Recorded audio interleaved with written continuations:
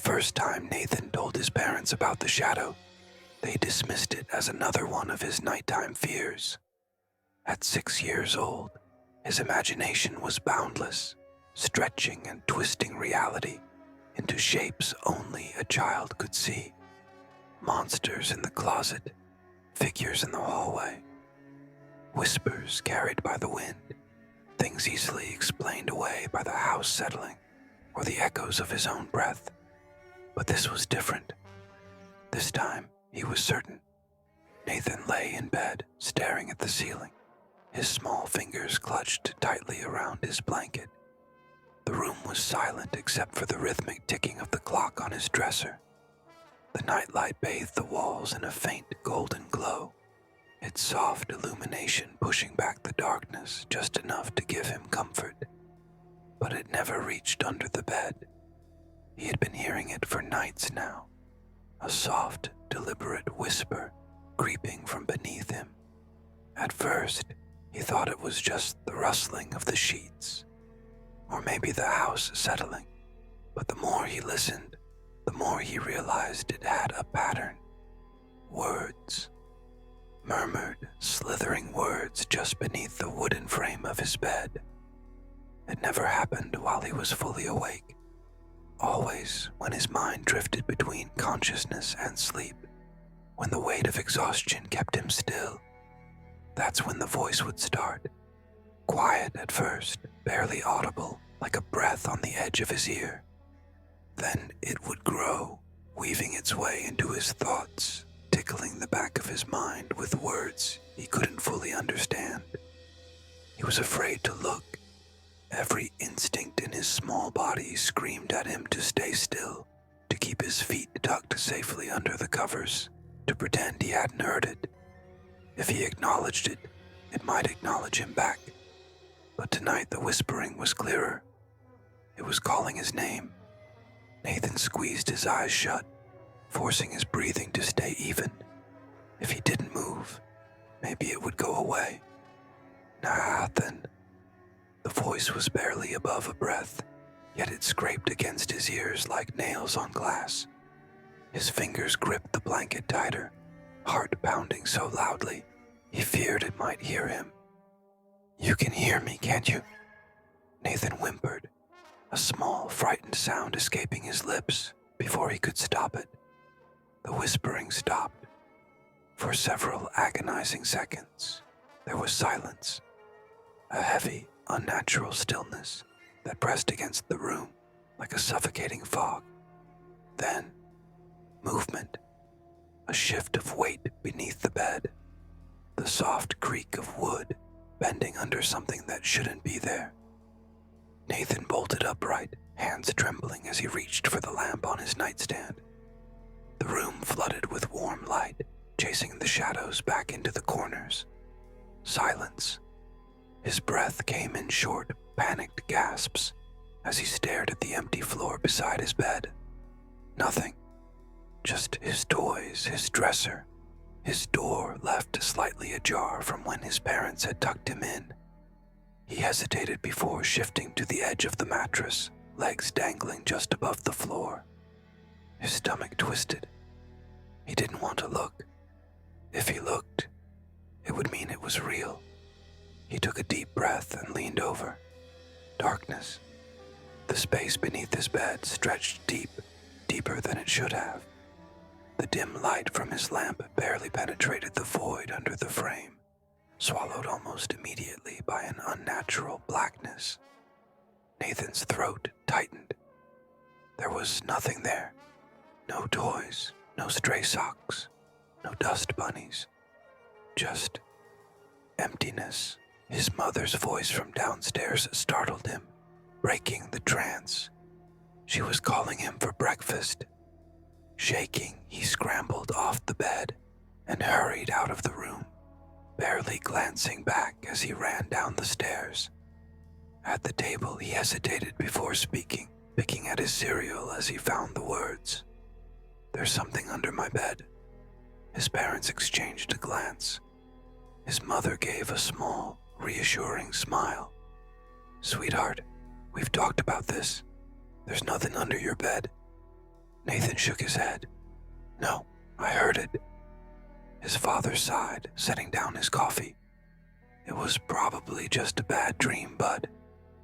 I wasn't asleep. His mother's expression softened. Honey, it's just your imagination. Maybe we can check together tonight before bed, okay? Nathan didn't argue. He knew they wouldn't believe him. That night, after brushing his teeth and changing into his pajamas, his mother crouched beside his bed and lifted the covers. See? Nothing here. She patted the wooden frame. Just an empty space. Nathan didn't answer. She smiled and kissed his forehead. Sweet dreams, sweetheart. The door clicked shut behind her, leaving him alone with the glow of his nightlight. Nathan curled under the covers, trying to convince himself that maybe his parents were right. Maybe it was just his imagination.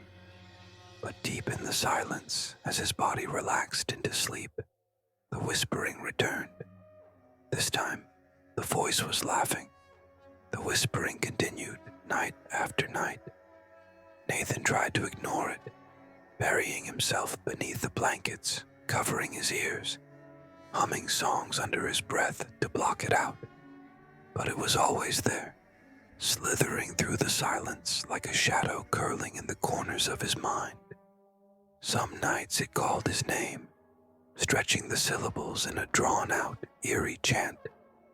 Other nights it spoke in hushed, fragmented sentences, words that made no sense but sent chills down his spine nonetheless. His parents didn't believe him. No matter how many times he told them, no matter how much he begged, they always reassured him with the same gentle dismissal. It's just your imagination, sweetheart. You're having bad dreams. There's nothing under your bed. But there was. Nathan knew it, even if no one else did. And he was certain that whatever was beneath him was growing bolder. The first time his parents heard it was a week later. It was late, later than usual. Nathan had been too afraid to sleep, keeping himself awake by watching the numbers on his clock change. Midnight, 12:30, 1 a.m. The house was quiet, everyone else fast asleep. He was starting to drift, exhaustion weighing heavy on his small frame, when he heard the voice again. Nathan. His entire body tensed. It was closer. Before, the whispering had always been faint, distant, as if coming from a far-off place just beyond his reach. But now it was different. It wasn't just beneath him anymore. It was right there, right next to his ear. Nathan's heart pounded in his chest, every muscle frozen in place. He didn't dare turn his head, didn't dare move, but he could feel it.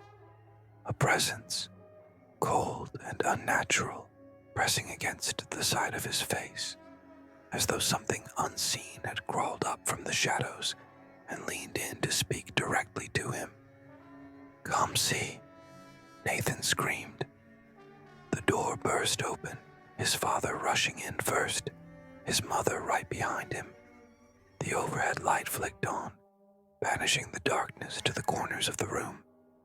Nathan was sitting upright, his small body trembling, eyes wide and glistening with unshed tears. His parents rushed to his bedside. His mother smoothed his damp hair. His father knelt beside him, hands firm on his shoulders. Nathan, his mother said gently, what happened? For a long moment, Nathan couldn't find his voice. His throat felt tight, like something had been gripping it moments before. His gaze darted to the space under the bed. Did you have a bad dream? His father asked. Nathan shook his head violently. No, he choked out. It was talking to me.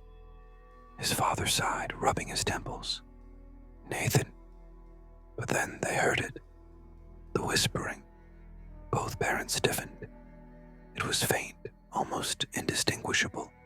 A soft susurration that seemed to come from nowhere and everywhere all at once. It slithered beneath the furniture, curling through the room like an unseen fog. Nathan's mother turned pale. His father stood abruptly, scanning the room with a skeptical frown. "It's the wind," he muttered, but his voice wavered. "No," Nathan whispered. "It's under the bed." His mother inhaled sharply, hands tightening on the fabric of her nightgown. His father hesitated. Then, with forced confidence, he knelt down and peered beneath the bed. Silence. Nathan watched his father's expression carefully. His face was unreadable. Eyes narrowed as he scanned the empty space beneath the frame. A few moments passed before he sighed and sat back up, shaking his head. "There's nothing there, Nathan, but I heard it," his mother said softly. Nathan's father looked at her, his skepticism faltering. "It's probably just the house settling," he said, but there was uncertainty in his voice.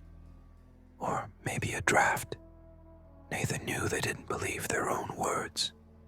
His mother squeezed his hand. "It's okay, sweetheart. You can sleep with us tonight." Nathan nodded quickly, scrambling out of bed and clutching onto her arm as she led him out of the room. His father hesitated, glancing once more at the bed, before turning off the light and shutting the door.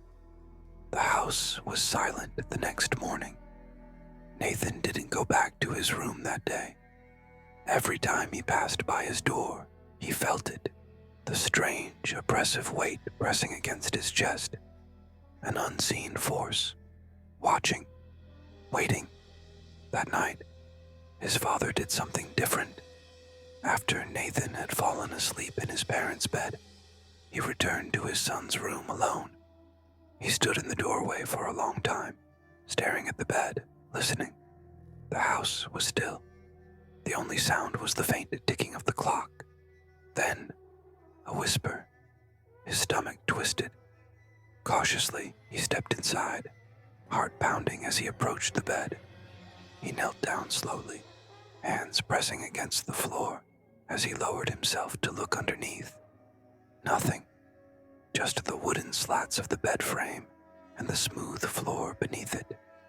No shadowy figures, no creeping hands, no grotesque shapes hiding in the darkness. He let out a shaky breath, feeling foolish. And then, a quiet laugh. His entire body seized.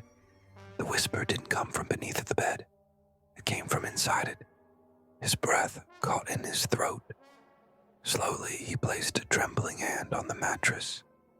It felt solid beneath his palm, the familiar fabric of his son's bedsheet. He pressed down slightly, listening.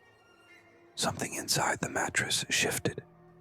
A slow, deliberate movement, as though something within the cushioning was shifting to accommodate his touch. He pulled his hand back sharply. His mind raced, scrambling for an explanation. But deep down, he knew this wasn't normal. He stood up quickly, backing away from the bed. He needed to leave. He needed to wake his wife, to take Nathan and get out of this house. But before he could turn, the bed creaked, a long drawn-out groan of wood and weight. He froze. Something was pressing against the mattress from underneath. A lump formed beneath the blankets, rising slightly before settling again, as though something inside was adjusting itself. Then, in the dead silence of the room, the whispering started again. This time, it was a single word. Closer. His vision blurred. He stumbled backward, nearly tripping over his own feet, as he turned and rushed out of the room, slamming the door behind him. His wife stirred as he crawled into bed beside her, but he didn't say a word. He didn't sleep that night. Neither did the whispering. Nathan's father didn't go back into his son's room the next night. He told himself it was just his imagination, just exhaustion playing tricks on him. But deep down, he knew that wasn't true. There was something wrong with that bed, something lurking just beyond the veil of the ordinary. And now, it had noticed him, parents' room again.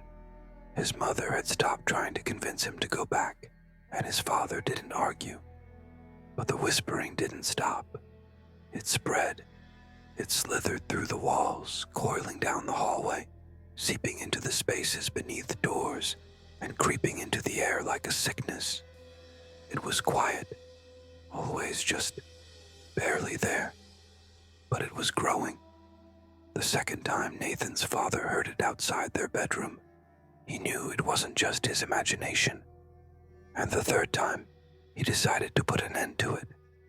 At exactly midnight, he stood outside Nathan's door. The house was silent, heavy with an unnatural stillness. The kind of silence that felt too thick, too deliberate, like the house itself was holding its breath.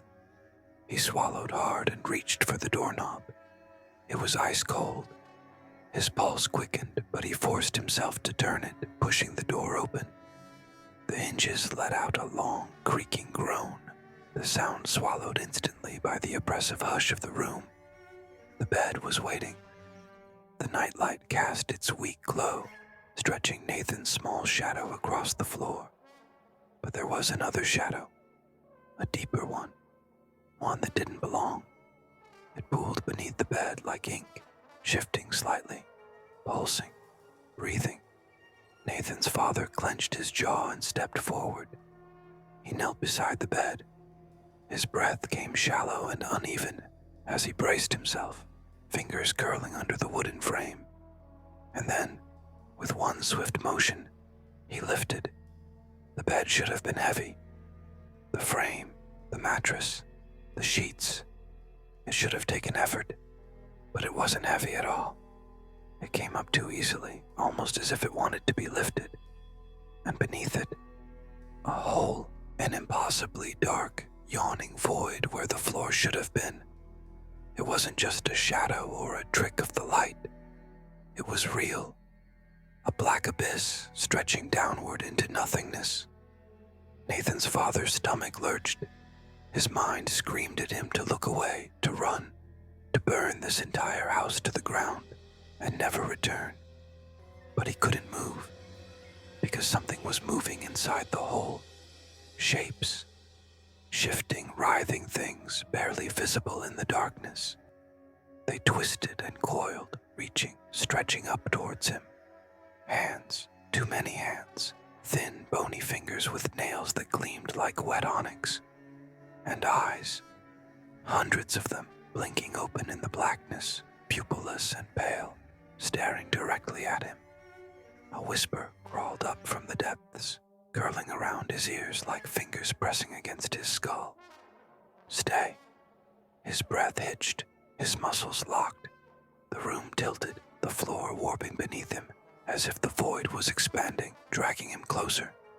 Then, a sound. Soft at first, then louder. Nathan's voice. "Daddy." The trance shattered. He stumbled back, the bed frame slipping from his grip and crashing back down over the hole. The impact rattled the walls, and for a brief, horrifying second, the whispering turned into something else. Something shrill and inhuman, like 100 voices screaming all at once. Then, silence. Nathan stood in the doorway, clutching his stuffed rabbit, his small face pale and frightened. His mother was behind him, eyes wide. His father turned, chest heaving. "We're leaving." No questions, no hesitation. He grabbed Nathan, grabbed his wife's hand, and pulled them out of the house. They never went back. The house remained untouched. They moved across the city, found a new home, built a new life. Nathan never spoke about the whispering again.